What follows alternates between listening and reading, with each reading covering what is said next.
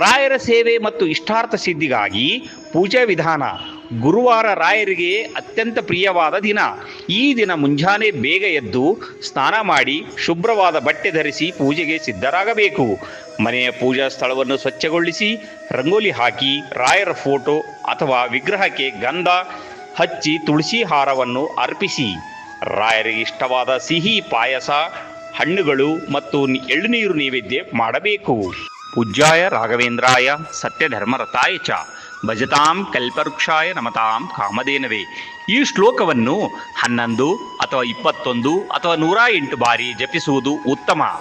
ರಾಯರ ಫೋಟೋ ಅಥವಾ ಬೃಂದಾವನಕ್ಕೆ ಕನಿಷ್ಠ 11 ಪ್ರದಕ್ಷಿಣೆ ಹಾಕಿ ಕೈಯಲ್ಲಿ ತುಳಸಿ ದಳ ಹಿಡಿದು ಪ್ರಾರ್ಥಿಸುವುದು ಇಷ್ಟಾರ್ಥ ಸಿದ್ಧಿಗೆ ಕಾರಣವಾಗುತ್ತದೆ. ಸತತ 7 ಗುರುವಾರಗಳು ಕಾಲ ಈ ಪೂಜೆಯನ್ನು ಮಾಡುವುದರಿಂದ ವಿಶೇಷ ಫಲ ದೊರೆಯುತ್ತದೆ.